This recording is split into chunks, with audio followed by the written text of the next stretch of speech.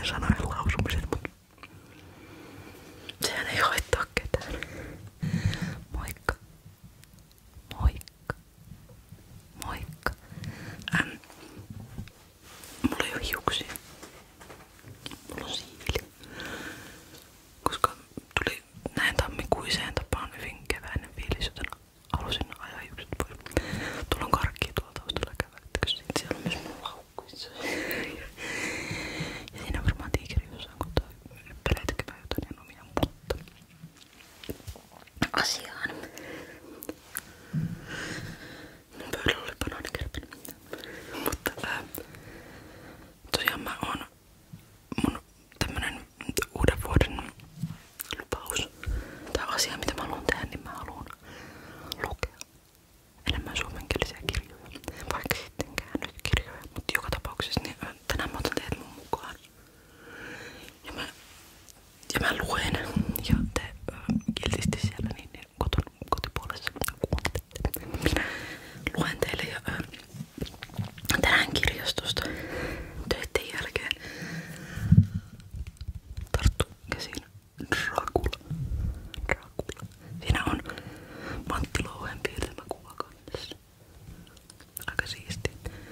Mut joo, ja tämä sen takia, koska Frankensteinin olen lukenut jo joskus ajat sitten, niin nyt sitten tutustutaan toiseen tällaiseen kauhugenren klassikkoon. Joten turvavyöt laittakaa niin kireille kun uskallatte. Ja lähdetään selvittämään, että mitä täällä oikein tapahtuu. Mitä tässä oikein tapahtuu. Ensimmäinen luku. Jonathan Harkerin päiväkirja. Pikakirjoituksella. 3. toukokuuta. Pistorita. Lähtö Münchenistä. 1.5. kello 20:35.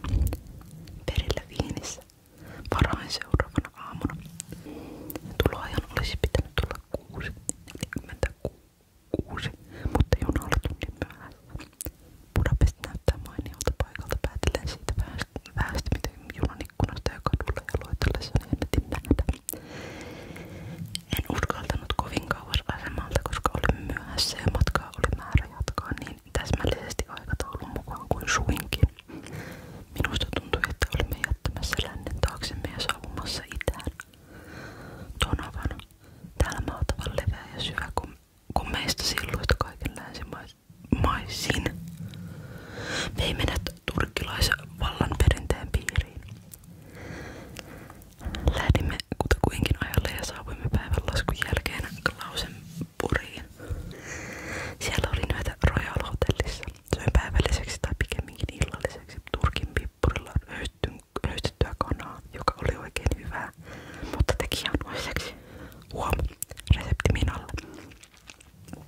Kysyin tarjoilijalta mitä se oli ja hän sanoi, että se oli paprikaveddelli. Ja että se oli karpeettiselta alueelta. Karpeettien, mä en osaa lukea. Totesin, että köykäinen saksan taitoni on perin tarpeen täällä. En totisesti tiedä kuinka tulisin toimeen ilman sitä, koska minulla oli Lontoossa ollut liikevää aikaa. Olen käynyt British Museumissa ja tutkinut siellä transsylvaanialaisen kirjaston kirjoja ja karttoja. Mieleeni oli juolahtunut, että jonkinlainen ennakkotiedot maasta tuskin olisivat paitteeksi joutuessani asioimaan sikäläisten aloitusmiesten kanssa. Totesin, että hänen mainitsemansa alue sijaitsee maan itäisimmissä kolkassa aivan 3 valtion Transylvaanian, Moldovan ja Bukoviinan rajalla keskellä Karpaattien vuoristoa. Kappale kesyttömintä ja vähiten tunnettua Eurooppaa. En onnistunut saamaan käsiini yhtään karttaa tai teosta, josta olisi selvinnyt Draculan linnan tarkka sijainti, sillä tästä maasta ei toistaiseksi ole karttoja, joita voisi verrata meidän omiin maanmittauskarttoihimme, mutta havaitsin, että Pisterita, kreivi Draculan mainitsema kievarikaupunki, on kohtalaisen tunnettu paikka. Ohjeistan tämän osan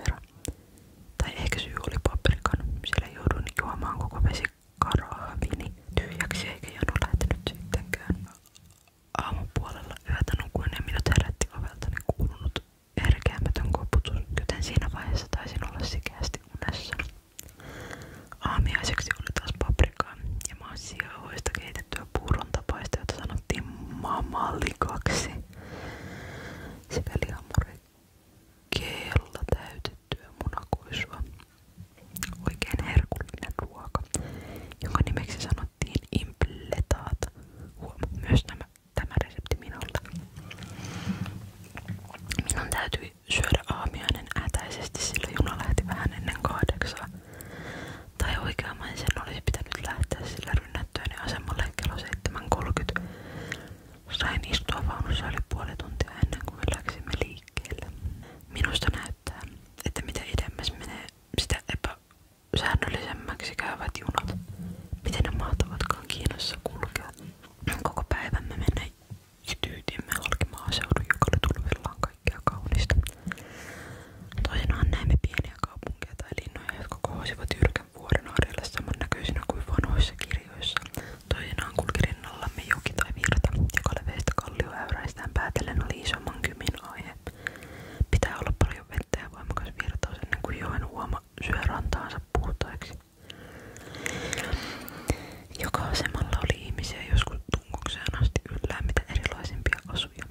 Osa heistä muistutti kotoisia talonpoikiamme tai niitä, joita näin tullessani Ranskan ja Saksan halki. Heillä oli lyhyt takki, pyöreä kupuinen hattu ja kotitekoiset housut, mutta toiset olivat hyvin pittoreskeja. Naiset olivat sievän näköisiä, paitsi läheltä katsottuina vyötäröltään vain kovin kömpelötekoisia. Heillä oli kaikilla yhden jos toisenkin malliset väleät, valkoiset hihat ja useimmilla oli iso vyö, josta roikkuivat nauhat liehuivat heidän ympärillään kuin palettihame. Mutta alla oli tietysti alushaame.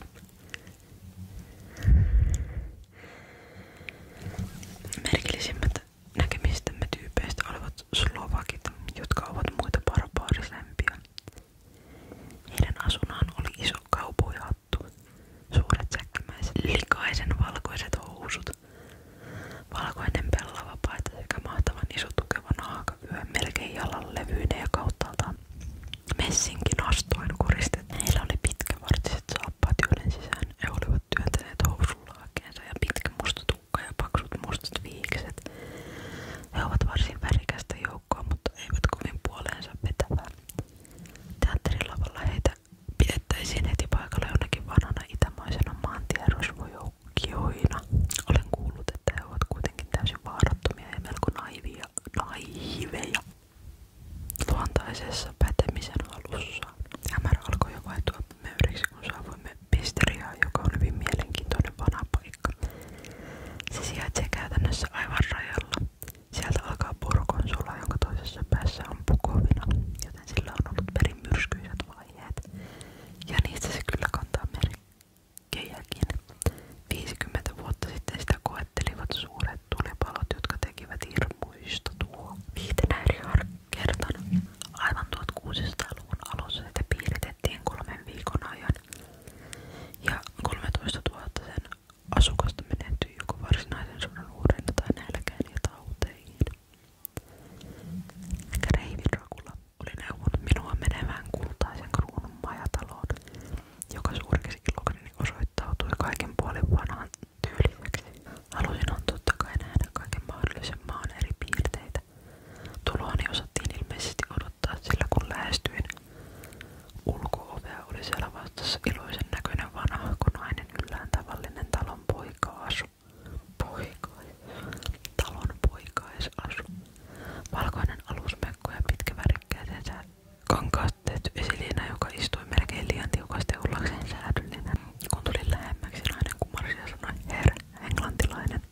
Kyllä, minä sanoin, Jonathan Harker. Nainen hymyili ja sanoi jotakin hihasillaan olevalle valkopäitäiselle ukolle, joka oli tullut hänen perässään ovelle.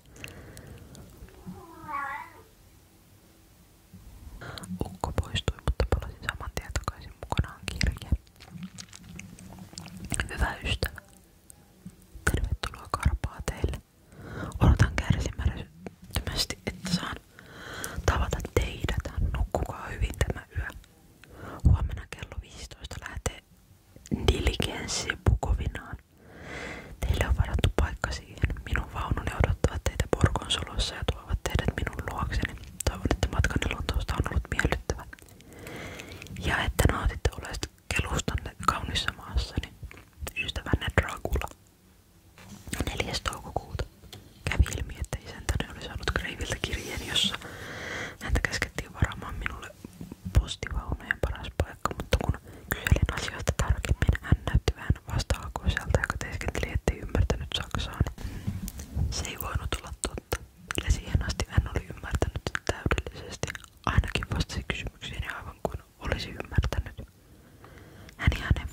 vaimonsa minua vastassa ollut rouvas henkilö katsoivat toinen toistaan pelokkaan tuntuiselle.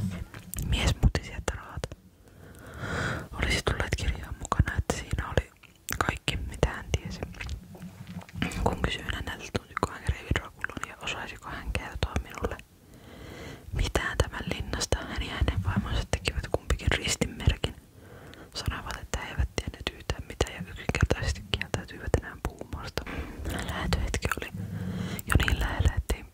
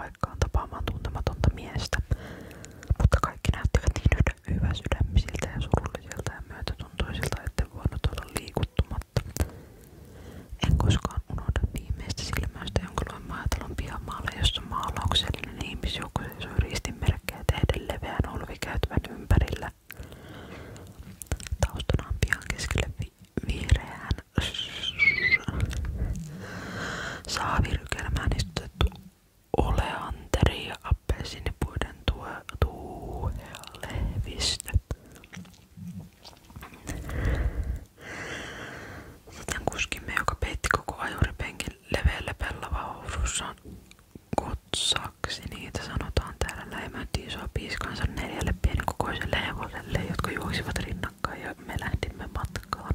Ajaessamme eteenpäin sai maisemien kauneus aavemaiset pelot kohta karisemaan mielestäni ja muististani. Tosin, jos olisin osannut sitä kieltä tai oikeammin niitä kieliä, joita matkaseuralaiseni puhuivat, en ehkä olisikaan kyennyt vapautumaan niistä niin helposti.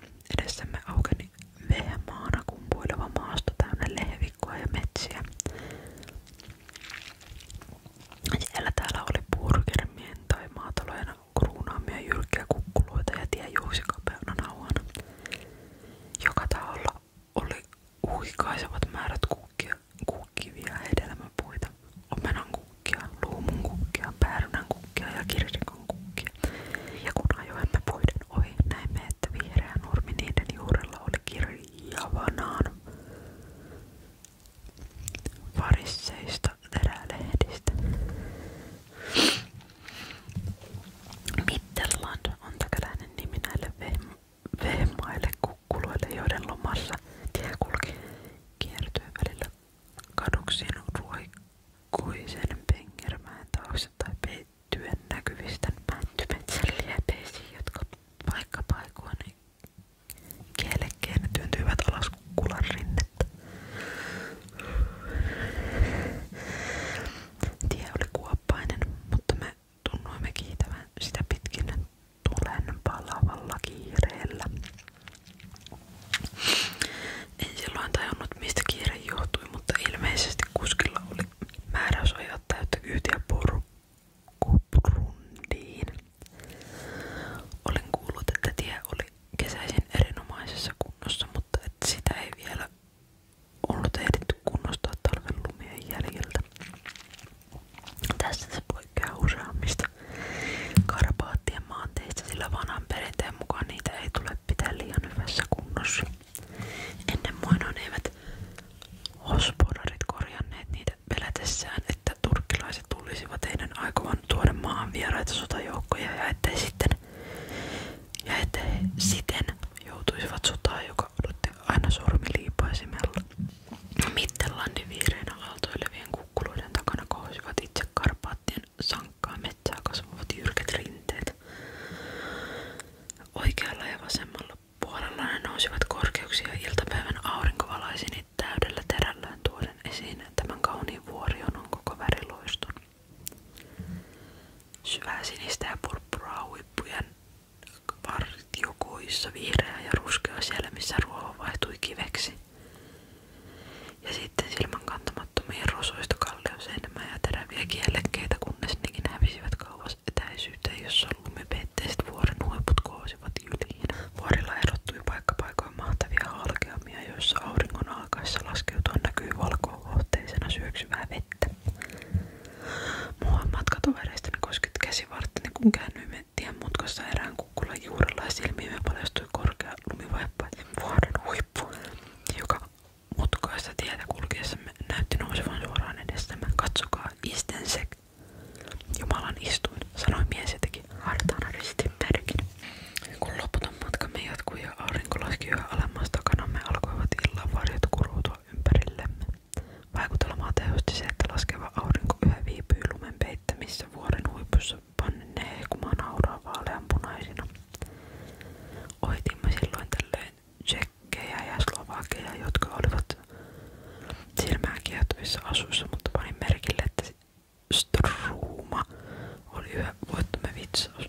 Tien varrella oli paljon ristejä ja aina kun pyhelsimme sellaisen ohi, tekevät kaikki seuralaiseni ristinmerkin. Siellä täällä oli talon poika tai vaimo-ihminen polvistuneena pyhän kuvan eteen, eikä edes kääntänyt meidän lähestyessämme, vaan näytti niin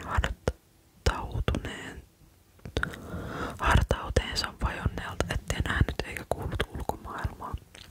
Monet asiat olivat minulle uutta, esimerkiksi puiden nostetut heinähaasiat ja paikoin metsikköinä levittäytyivät hyvin kauniit riippakoivut, joiden valkeat rungot kohtelivat hopeisena hennon vihreän lehvistön lumasta. Aika ajoin ohitimme häkkirattaat.